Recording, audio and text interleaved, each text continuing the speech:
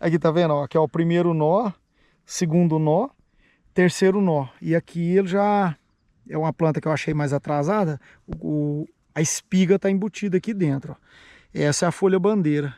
É a última folha que teoricamente o trigo vai abortando as outras folhas, ó, as mais velhas. Essa folha aqui é o que ajuda a nutrir lá no final, para o cacho terminar de encher certinho. Ele vai, à medida que ele vai crescendo, ele vai eliminando as folhas, tá vendo lá? Ele vai eliminando elas, ó. Tá vendo esse sinal aqui? É sinal que ele já começou a eliminar ela. Uma planta simples, né? Com tanta informação, tanta coisa acontecendo nela. Não, você saber puxando desse lado, né? Saber que a humanidade, né? Cresceu, agradece ao trigo. É verdade. Pois é. Então, você vê desde os primórdios lá, 3.000 anos atrás no Egito, essa planta, assim, teoricamente, essa cultura aqui fez a humanidade crescer. Pois é. Pior que é profundo isso aí. Verdade. Você sabia que a agricultura é uma mulher que assim, inventou a agricultura? Porque eles coletavam, assim, tipo assim, vamos supor, né? Coletava o trigo, apanhava em qualquer lugar. E levava para casa e a mulher peneirava, limpava e tal. E aqueles grãos mais ruins, ela jogava fora. Na horta lá. Na horta, assim, pro lado da casa. E alguns nasciam. Aí ela começou a colher aquilo e trazer de volta. E ela falou, mas eu vou começar a plantar, né? Uma mulher. Colhe onde quiser. Por isso que eu falo, cara, ó, metade do mundo são mulheres. A outra, os homens vieram de uma mulher, todos vieram de uma mulher e foram educados por uma mulher. Então, a mulher domina o mundo. Ela domina o mundo. Todo respeito à mulher. Fica aí a minha homenagem a elas, viu? É, uma bela homenagem.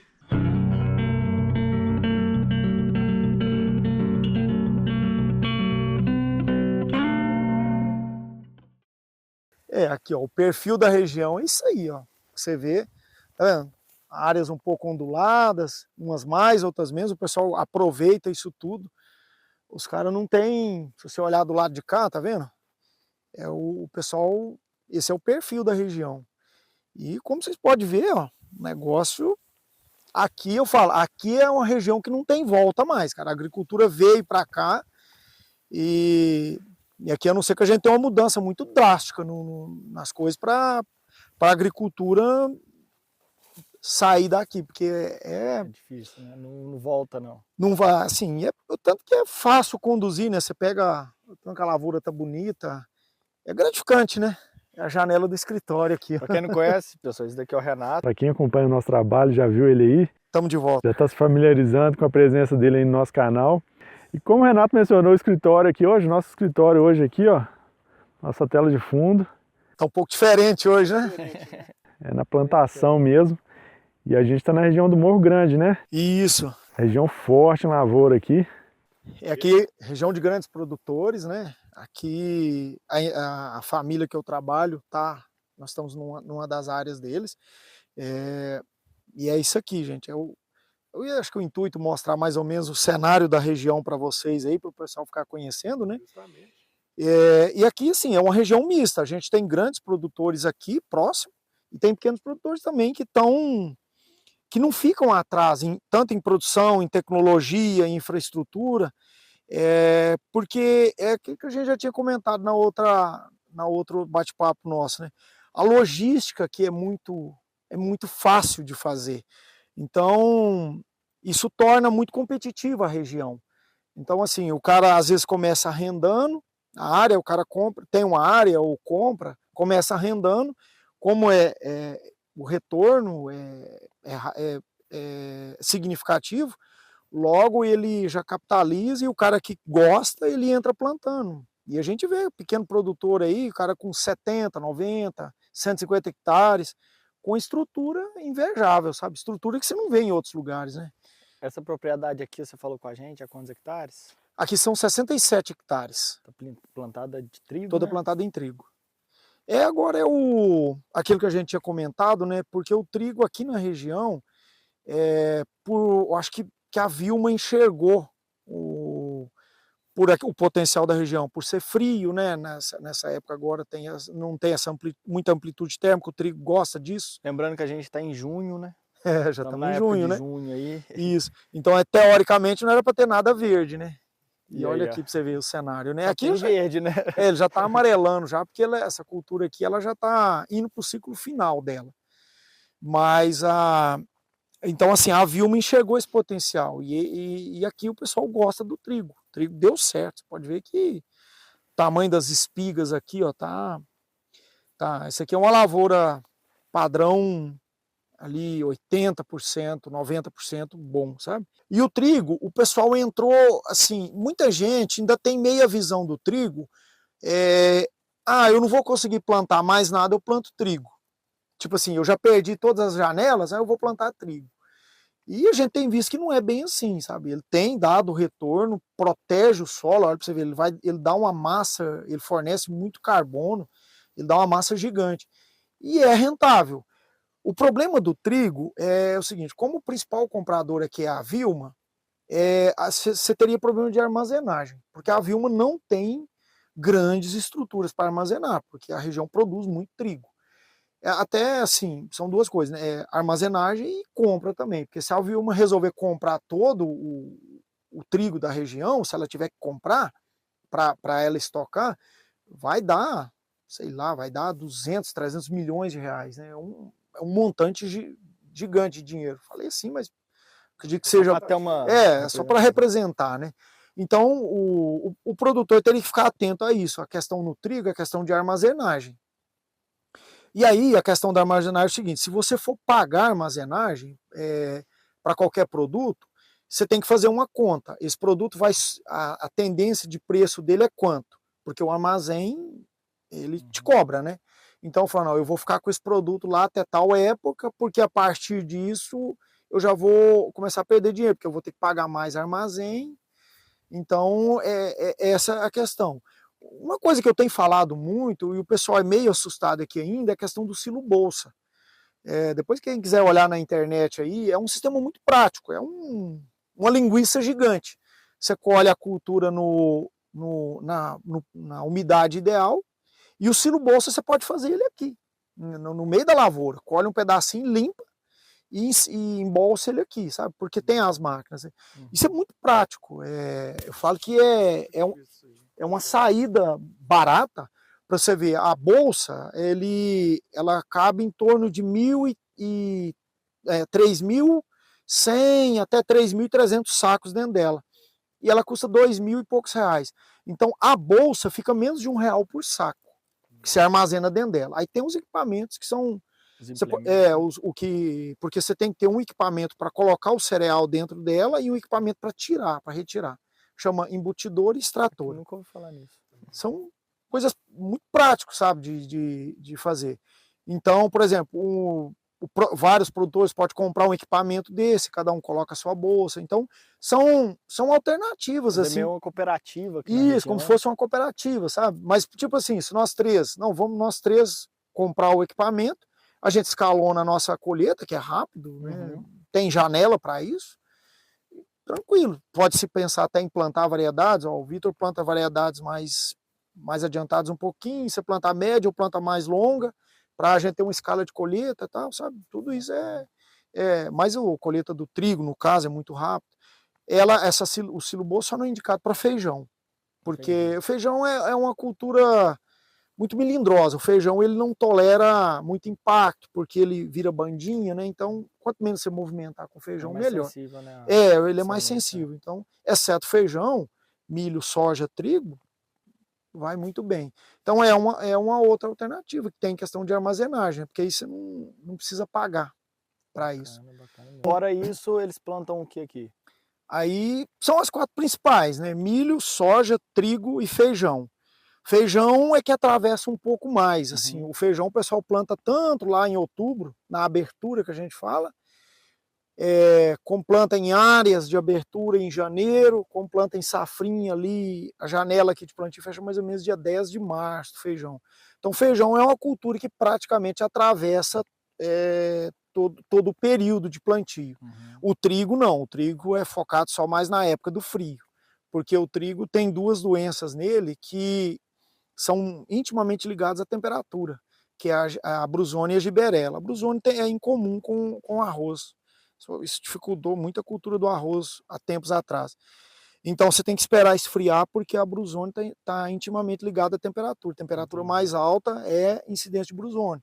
E praticamente não tem tratamento, sabe? Entendi. Mas aí o trigo é que fica concentrado nessa época. Feijão o pessoal já está colhendo, milho já está, safrinha, quem plantou safrinha ele já está, a gente fala ponto de pamonha, já está passando o ponto de pamonha, ele já estaria agora amarelando. A gente não vai ter nenhuma lavoura próxima aqui para vocês verem nesse estágio. Tem próximo aqui uma lavoura já seca, né? Essa aí foi plantada antes, porque o pessoal costuma plantar feijão ali em outubro, princípio de novembro, colhe, e janeiro entra com um safrinha bom de milho, sabe? Dá para dar um retorno bom. São essas lavouras que você vai ver aí na região que estão secando. Entendi. Elas já estão próximas de Como estar aqui atrás, colhendo. né? Isso, aqui atrás a gente tem uma. A gente depois faz uma filmagem na hora que a gente voltar, Vitor. Ali de trás ali. Isso, ela acho que não deve pegar bem não, mas a hora que fazer o alto lá, vocês podem fazer uma tomada. Então, seria mais ou menos isso que o manejo do pessoal. E o pessoal não foge muito disso não, porque os silos tendem a receber mais ou menos isso, né? Até a logística dos equipamentos, ela tende mais a isso. O pessoal acaba não fugindo muito disso. O que você fala com a gente a respeito assim de, vamos dizer, infraestrutura aqui na região de silo, de logística, estrada? Quantos quilômetros você acha que... Quantos quilômetros está de São João, BH, os principais polos aí? Aqui a gente está 180 de BH, né? Uns 380 mais ou menos da capital paulista. E se eu não estou enganado, uns 250 da capital carioca, Rio de Janeiro. Aqui na região tem bastante silo, tanto de produtor que presta serviço, como de prestador mesmo exclusivo de serviço. É um cenário um pouco diferente, porque o Brasil, na safra passada, produziu em torno de 300 milhões de toneladas. A capacidade estática nossa de armazenagem é 170 milhões de toneladas. Nós armazenamos pouco mais da metade. O resto ou fica em silo bolsa, ou o produtor já vende, já vai para as trades de uma vez, né? A armazenagem no Brasil é um problema. Aqui é mais atenuado, porque eu vejo que não tem tanta dificuldade, tem armazéns próximos. Aqui você tem armazéns no meio rural, no próprio meio rural, né? Aqui tem 2, 3 grandes produtores aqui próximos que têm armazéns aqui na própria propriedade.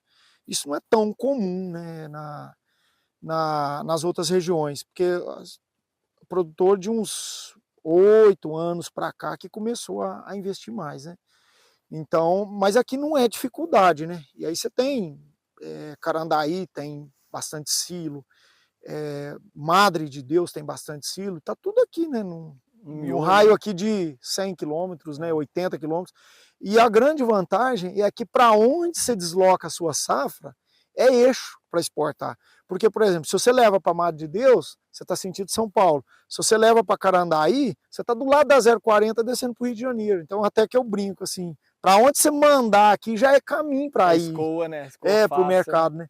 Então eu falo que para mim, na minha visão, o grande diferencial dessa região é isso. É onde me fez apaixonar por aqui. Fala aí, Vitor, o que você quer perguntar para o Renato aí? Eu estou prestando atenção no que ele falando e admirando a lavoura aqui, porque a gente chegou agorinha. Eu estou vendo o solo também. Aqui, o solo aqui é bem misto. Você acha solos, aqui é um mais amarelado, né? Uma argila tende mais amarelada. Teor de argila alto, aqui os solos geralmente tendem a acima de 60% de argila, segura muito a umidade, mas é um solo que exige você corrigir ele um pouco mais, principalmente por causa da absorção de fósforo. Mas a argila, sim, é um ponto positivo, lógico, né? E a gente tem áreas de cascalho, até é interessante, tem uma outra área que eu sempre acompanho, eu fico olhando ela. É a área de cascalho e o cara colheu o milho, não colocou o gado e tá verdinho lá. Quer dizer, cascalho hoje não é limitante. Eu não sei se eu ainda quero conversar com esse produtor, porque eu sei que assim, se incorporar matéria orgânica, fornecer carbono, você vai melhorando o solo. Ele deve usar cama de frango, que aqui tem como tem próximo a Barbacena, tem muita granja, nós estamos no polo aqui, praticamente no entorno de BH, né? Que tem muito essa questão da ave, do suíno também, porque tem muito milho na região. Uhum. Eu acho que eles devem colocar muito cama de frango. E isso aí eu acho que, porque a cama de frango, ela já é uma matéria orgânica mais estabilizada. Então ela tem parte que libera imediato e parte ali que vai liberando aos poucos. Sabe? Isso aí melhora muito o solo. E o pessoal ter disponibilidade de jogar 5, 6 toneladas aí por hectare, eu acho que é o que está fazendo esse grande diferencial, sabe? E quando você pega uma propriedade desse porte, geralmente ela é mais em conta, vamos dizer, questão financeira, Isso. né? E muita gente não dá uma atenção porque pra essas áreas. ainda tem muito esse mito ainda, né, da área com cascalho. Tem suas limitações. Os primeiros anos o desgaste de implemento seria um pouco maior, né? A fertilidade é um pouco mais baixa até ser consolidada. Demanda um pouco mais de investimento. Mas depois que você consolidou ela, a gente vê, é nítido, ela tende a ser até melhor, porque a questão da absorção do fósforo, você não vai ter essa competitividade, sabe? Então, esse seria um grande diferencial. E eu acho assim, aquilo que você economiza na compra, você investindo lá, o negócio fica equilibrado depois. Né? Da outra terra, né? E assim, a topografia também acaba sendo ajudando. Assim, um limitante seria se você tiver rocha maior, né? Assim, aí você teria que fazer uma catação e tal, mas isso não é problema. Isso aí a gente já conhece produtores aí que vem, faz essa catação, depois que estabelece palhada, vai fazendo plantio direto, não tem necessidade de revolver mais o solo, porque como tem menos argila, não tem compactação, isso acaba sendo vantajoso para frente, sabe?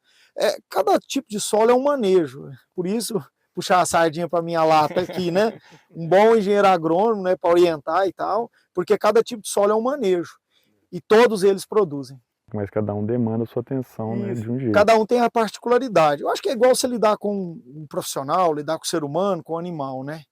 Na verdade, o solo é um ser vivo, né? O solo parte dele, mais de 30% dele é vivo. Então, o importante é o manejo para manter esse equilíbrio também, porque um solo desequilibrado não produz. Então, essas coisas a gente tem que ficar atento. Mas todos eles produzem, todos eles dão retorno. Por sua experiência aí, a gente está olhando aqui, a gente está numa região mais plana, né? Uma topografia muito boa, mas aquela região mais montanhosa, como que você entende aqui na região? A questão demanda um pouco mais de atenção e planejamento. Por exemplo, culturas de ciclo mais curto, você entrar menos com o pulverizador, porque você teria algumas limitações, né? Uhum. Você vai requerer um trator de maior potência, porque, por exemplo, às vezes você está plantando, pega uma subidinha, o trator tem que ter potência em relação à plantadeira, né? Igual, normalmente se usa 13 CVs por linha a plantadeira. Por exemplo, se você tem uma plantadeira de 10 linhas, normalmente seria um trator de 130 CV para essa plantadeira de 10 linhas, né? Então teria que ser acima. Então aí vai depender da disponibilidade da pessoa, né? Talvez até 20 CV seria até interessante.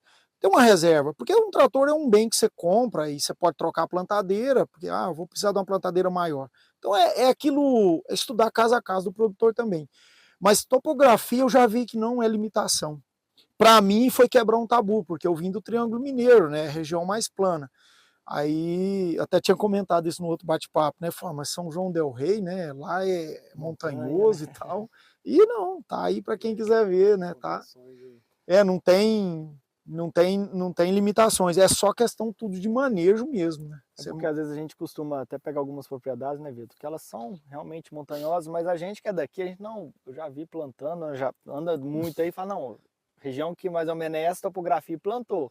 Às vezes o pessoal que vem de fora é um pouco, como se diz, dá aquele medo, né, vamos dizer, será que lá realmente produz e tal, e a gente tá vendo que... Uma dica que eu falo, que eu dou para o pessoal que quiser vir investir na região, quando vier, vem um dia antes, roda a região, dá uma olhada, a gente quiser dar umas dicas aí, o pessoal tem um know-how grande aí da corretora, é só andar e olhar a região. Você olhando ali, você vê o que o cara fez, você vê o que o cara está fazendo, na hora que você chegar lá, você já vai ter um desenho do que você quer fazer, do que a propriedade pode ser. sabe? É uma dica que eu daria, vem um dia antes, roda um pouquinho, olha, dá uma sondada, aprende, vê o que o outro está fazendo, né? Dá uma espelhada, isso aí é muito importante. Então, porque assim, eu já vi que topografia não é limitante. Lógico, tem lugar que Não dá, né? não dá, aí, né? Já não precisa exagerar, mas assim, eu acho que da região, 60% dela, 70% dela é agricultável. Agora, voltando um pouquinho, a gente mencionou Cascalho agora há pouco, e a gente tem uma propriedade à venda aqui perto, que tem uma topografia fantástica, mas tem aquele dedinho de cascalho lá, né? Tá na hora de a gente pegar o Renato uma hora, né, Renato? Fazer uma visita lá na propriedade. Bem próximo dessa propriedade. Que a gente pode falar um pouquinho a respeito do potencial lá, né? E desmitificar também essa questão da cascalho também. Hoje lá tá com atividade até de gado, né? Você vê que é uma fazenda, vamos dizer, crua em questão de trabalho. De manejo. Ela é pouco manejada. É mais crua, mas bem grande. O preço também tá bem interessante, né? Eu falo assim, tem que desmistificar essa questão do solo, de textura de solo, de composição de solo. O manejo, você manejando é tudo. Porque assim, o Brasil não tem área para expandir mais. Então a gente tem que aproveitar aquilo que a gente tem. A área tá limpa, tá passível de trabalhar. Eu já vi muito aqui na região também o pessoal tirar a erosão, né? Às vezes tem uma erosão lá, o cara vai, começa a trabalhar a erosão, já tá plantando. A gente viu isso em São Tiago, você lembra? Porque eu falo, gente, a água escoar no solo é a pior coisa que pode existir. Porque a fertilidade do solo está nos primeiros 10 centímetros. E a vida dela, praticamente, a parte viva do solo, praticamente nos 3 centímetros. Porque ele depende ali de oxigênio, né? Então a fertilidade está nos 10, a principal fertilidade está nos 10 e a vida está nos 3. Então a tal da erosão laminar, ela é extremamente prejudicial. Então essa questão da erosão, o manejo de palhada, isso aí é muito importante. Onde já corre água, fazer umas contenções para diminuir a velocidade dela, aí é questão de manejo. E é possível, porque a gente trabalha aí, você vê, não tem sinal de erosão, né? O plantio direto, ele revolucionou ali na década de 90, o plantio direto revolucionou a agricultura no Brasil. O Brasil é o que é hoje, em termos de produção de grãos, é o plantio direto. Celeiro mundial, né? Porque é o único, aqui no nosso, porque Brasil, Paraguai, parte da Argentina ali, está nas mesmas latitudes ali, né? Então o Paraguai também tem o mesmo cenário. Mas falando a nível de Brasil, né, pensando só a nível do Brasil, é o único país do mundo que consegue fazer isso. É o único país do mundo em que você vai ver a colheitadeira colhendo aqui e a plantadeira atrás, ali, logo semeando uma segunda safra. E uma segunda safra, vocês podem ver aí, ó, extremamente significativo. Isso aqui não é da região, igual você falou, né? Isso aqui não é da região, vamos dizer, nata da região. Não, o trigo, ele é de clima temperado, né? O trigo, ele é originalmente da Europa, né? Embrapa, o pessoal trouxe, a Embrapa veio mudando e hoje a gente tem esse cenário aí, ó. Você vê essa lavoura aqui, muito provavelmente potencial aí para 70 sacos, que é uma produção excelente.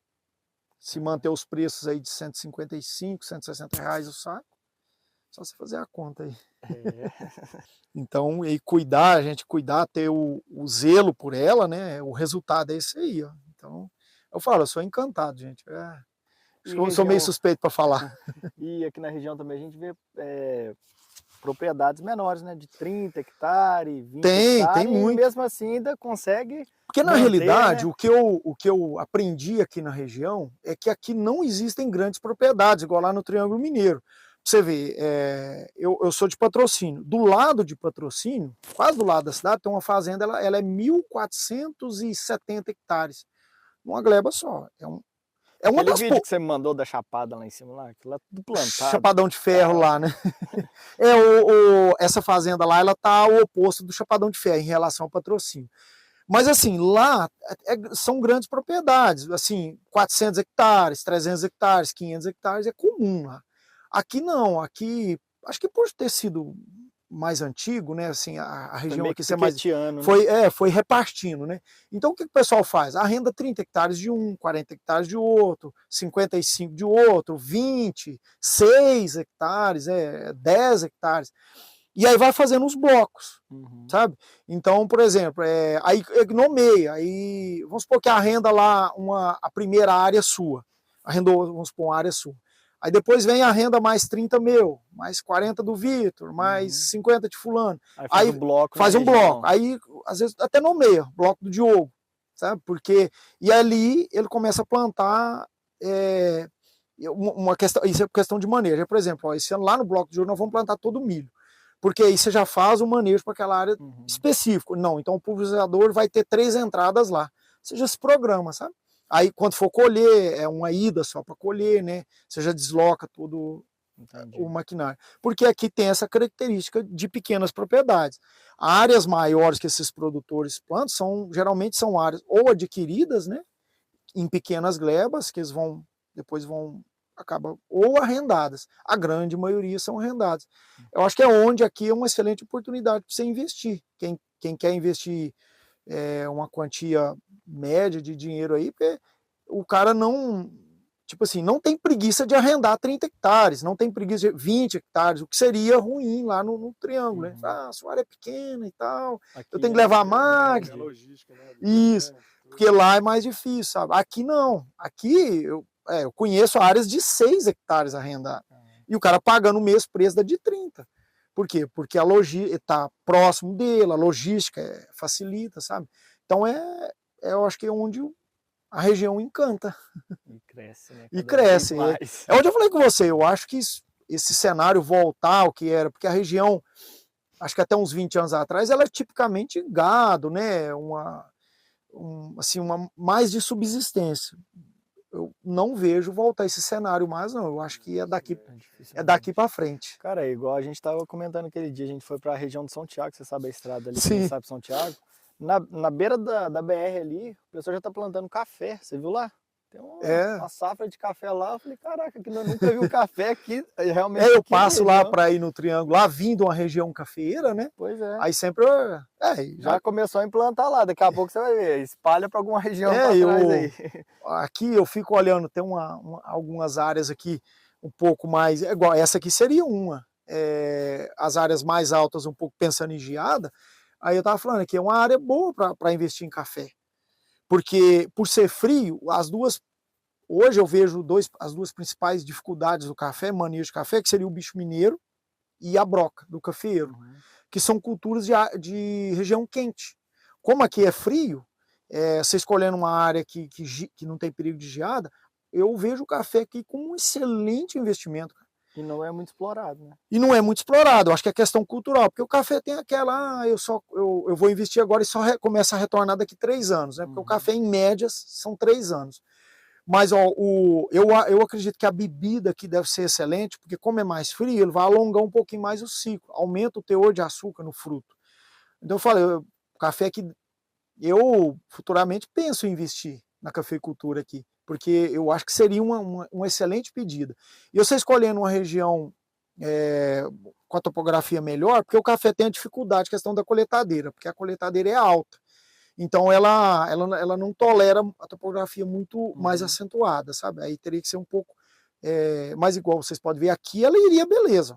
Aqui seria uma terra ideal. O problema aqui seria que ela é mais baixa, questão do frio, né? A gente teria que pegar uma área mais alta, que tem na região. Você acha muito fácil. Qual que é a altitude, mais ou menos?